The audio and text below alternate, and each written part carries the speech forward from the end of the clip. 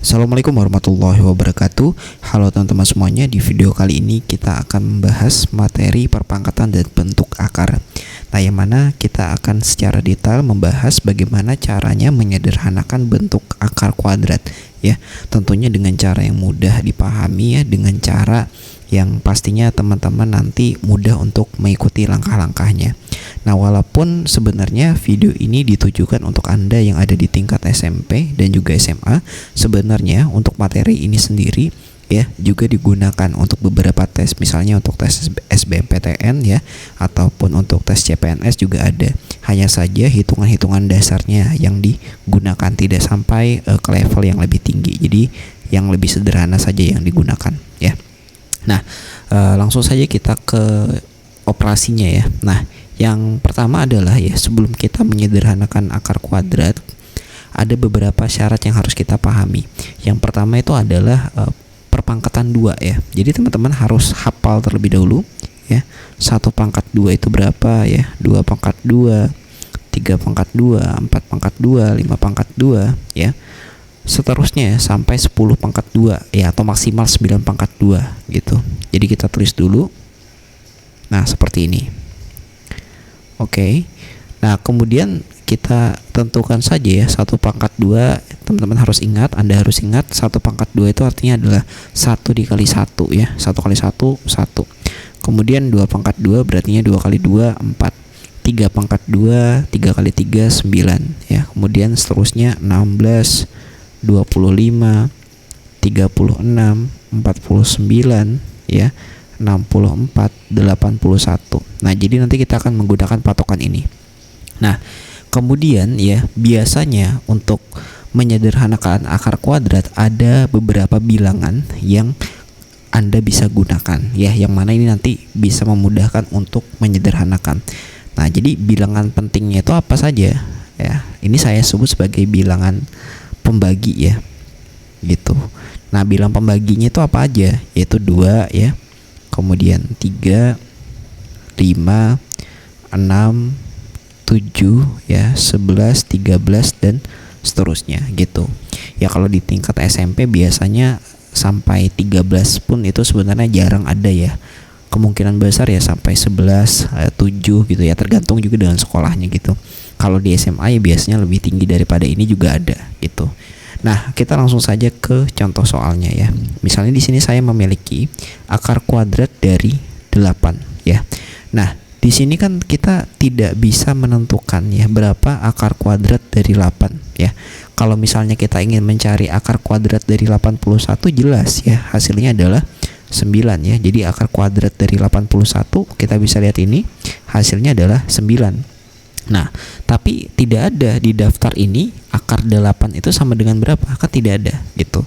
Nah, lalu bagaimana caranya? Jadi ini kita pecah dulu ya. Operasinya ini nanti kita pecah, bilangannya kita pecah. Caranya seperti apa? Jadi perhatikan baik-baik ya. Di sini kan dia 8 ya. Nah, kemudian teman-teman Anda lihat bilangan pembaginya. Jadi kalau misalnya satuannya itu adalah genap ya. Nah, maka nanti dia dibagi dengan bilangan genap juga. Bilangan genap itu apa misalnya? Ya 2, 6 ya. Nah, itu adalah bilangan genap. Kalau misalnya nanti satuannya itu adalah ganjil ya, maka nanti dia dibagi ya dengan bilangan ganjil. Nah, aturan ini yang perlu dipahami ya. Nah, di sini kan dia 8 dan kita tahu 8 itu adalah bilangan genap. Nah, berartinya kita bagi dengan bilangan genap yang ada pada daftar di atas ini gitu. Nah, coba perhatikan, 8 bisa nggak dibagi 2? Bisa ya. Nah, kita tulis coretannya di bawah saja ya. 8 itu bisa dibagi 2, yaitu hasilnya adalah 4. Nah, artinya kalau kita ingin dapat 8, kita bisa tuliskan ya, 4-nya dikali dengan 2. Jadi 4 dikali 2 seperti itu. Oke. Nah, ini tinggal kita pecah aja ya. Akar 4 dikali dengan akar 2. Akar 4 itu berapa? Ada di daftar ya. Jadi akar 4 itu sama dengan 2. Jadi 2 ya dikali akar 2 itu bisa kita tulis 2 akar 2. Nah, seperti itu. Oke. Lanjut ya, contoh berikutnya. Misalnya akar 72. Nah, perhatikan perhatikan 72 ini ganjil atau genap? Genap. Nah, kalau genap ingat maka dibagi dengan bilangan genap. Yang paling kecil apa bilangan genapnya? Yaitu 2 ya. Kita bagi saja 72 dibagi 2. Berapa hasilnya? Yaitu 36. Nah, artinya 36-nya kita kalikan dengan 2. Jadi 36 kali 2. Nah, ini kita pecah seperti nomor 1 tadi. Jadi akar 36 ya, saya bacanya langsung akar gitu aja ya. Walaupun yang tepat dan benar adalah akar kuadrat dari 36. Tapi yang untuk mempersingkat saya baca akar 36 saja. Akar 36 dikali dengan akar 2 ya. Akar 36 itu adalah berapa? Kita lihat daftarnya, yaitu 6 gitu. Jadi 6 dikali akar 2, yaitu hasilnya adalah 6 akar 2. Nah, seperti itu. Lanjut lagi contoh berikutnya nomor 3 ya. Misalnya berapa? 75 boleh ya, supaya ganjil. 75. Nah, 75 itu kan adalah bilangan ganjil. Jadi kita harus bagi dengan bilangan ganjil. Bilangan ganjil yang paling kecil apa? Yaitu 3 ya. Kita bagi aja 75 bagi 3, bisa nggak? 75 bagi 3 ya, bisa ya. Berapa hasilnya? Yaitu 25. Artinya 25 nya kita kalikan dengan 3. Nah gitu. Jadi akar 25 dikali dengan akar 3 ya. Gitu. Akar 25, lihat daftarnya adalah 5 ya. Akar 3 tentu saja tidak bisa dihitung ya, maksudnya tidak bisa digunakan dari tabel kuadrat ya. Jadi tetap aja akar 3 gitu. Jadi hasilnya adalah 5 akar 3. Nah, jadi caranya sebenarnya kurang lebih seperti itu aja teman-teman ya. Nah, walaupun nanti angkanya nanti ribuan atau ratusan, tetap bisa menggunakan cara ini gitu. Oke ya, saya lanjutkan dulu. Kita hapus dulu ya. Kita hapus. Nah, berikutnya saya akan berikan contoh yang nilainya ratusan ya. Nah, untuk nilai ratusan sendiri sebenarnya kurang lebih sama dengan yang nilainya tadi adalah puluhan ya. Misalnya di sini saya berikan contoh nomor 4 ya. Kita lanjut nomor 4. Misalnya akar kuadrat dari 343. Nah, lihat saja 343 ini kan adalah bilangan ganjil ya. Lihat satuannya kan 3. 3 itu kan adalah ganjil. Jadi otomatis dia nanti dibagi dengan bilangan ganjil. Yang ada di daftar bilangan pembaginya itu apa? Bilangan ganjilnya adalah 3 gitu. Jadi 343-nya dibagi dengan 3. 343 dibagi 3 berapa hasilnya? Yaitu 49. Artinya 49-nya nanti dikali 3. Jadi 49 dikali dengan 3. Nah, gitu. Jadi akar 49 dikali akar 3. Akar 49 ya adalah 7. Akar 3-nya tetap ya, berarti hasilnya, mohon maaf salah tulis. Jadi hasilnya adalah 7 akar 3 gitu. Oke. Nah, kemudian ya nomor 5 ya. Nah, misalnya akar kuadrat dari 150. Nah, teman-teman lihat 150 itu kita bisa bagi ya dengan bilangan genap ya. Jadi kalau belakangnya itu 0, maka kita bagi saja dengan bilangan genap gitu. Nah, coba kita bagi 150 dibagi 2 berarti ya kan. Nah, 150 dibagi 2 berapa? 75 ya. Jadi 75. Nah, 75-nya kita kalikan aja dengan 2. Jadi 75 dikali dengan 2 gitu. Nah, sekarang lanjutannya adalah 75 kan tidak ada di daftar ini ya. Nilai 75 atau hasil kuadrat yang 75 tidak ada. Maka selanjutnya kita lihat 75 ini adalah bilangan ganjil kan. Otomatis kita bagi lagi dengan bilangan ganjil yang lain ya pada bilangan pembaginya, yaitu dibagi dengan 3. 75 dibagi dengan 3 berapa? Yaitu 25. Artinya 25-nya dikali dengan 3. Jadi untuk 75 itu sendiri kita pecah lagi menjadi 25 dikali dengan 3. Nah, dikali 2-nya tetap ditulis ya gitu. Tinggal disalin aja dari sebelah kiri tadi. Nah, di sini tinggal kita pecah ya. Nah, ini saya langsung tuliskan saja ya supaya tidak terlalu panjang. Akar 25.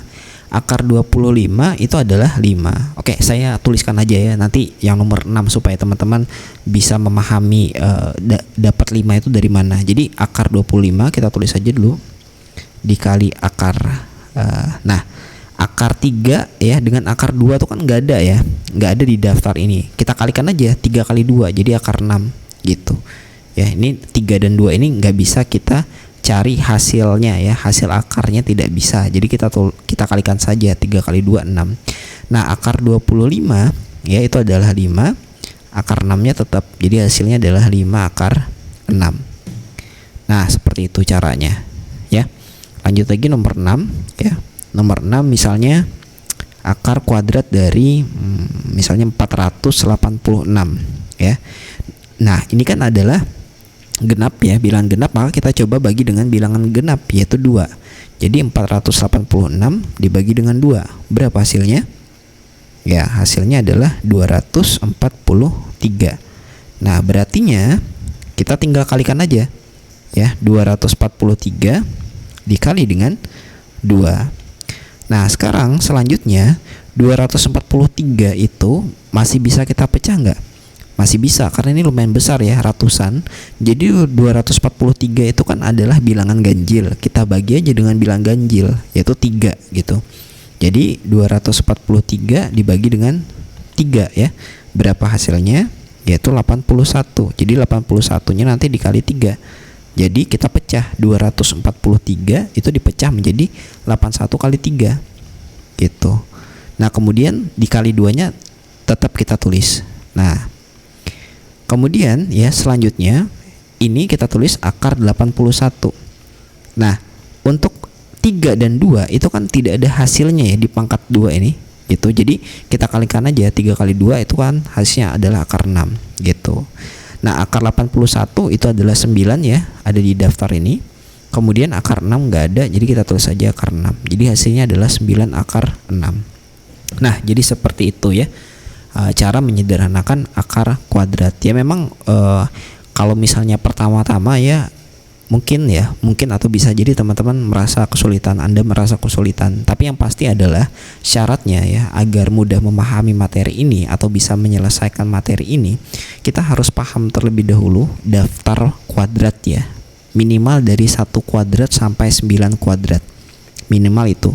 Kemudian selain memahami daftar pangkat kuadrat atau pangkat 2, yang kemudian harus kita pahami adalah ini ya, bilangan pembaginya. Daftar bilangan pembaginya yaitu 2, 3, 5, 6, 7, 11, 13 dan seterusnya. Nah ini harus teman-teman catat ya, karena ini adalah langkah yang paling cepat yang bisa digunakan, yaitu menggunakan bilangan pembagi gitu, atau bisa juga disebut sebagai faktornya gitu. Nah kemudian langkah ketiga adalah kita harus tahu ya, satuannya genap atau ganjil. Kalau satuannya genap yang di dalam akar ya khususnya, jika satuannya genap maka kita harus bagi dengan bilangan genap. Kalau dia bilangan ganjil ya, satuannya ganjil, maka harus dibagi dengan bilangan ganjil. Barulah kita bisa ya mempelajari atau menyederhanakan bentuk akar kuadrat. Nah seperti itu. Oke ya, mungkin itu yang bisa kita diskusikan pada video kali ini. Terima kasih banyak sudah menonton sampai akhir video ya. Semoga video ini bermanfaat. Kalau misalnya ada yang kurang dipahami, silahkan tanyakan saja di kolom komentar. Kemudian kalau misalnya ingin request materi, silahkan bisa disampaikan di kolom komentar. Oke, saya akhiri. Wassalamualaikum warahmatullahi wabarakatuh.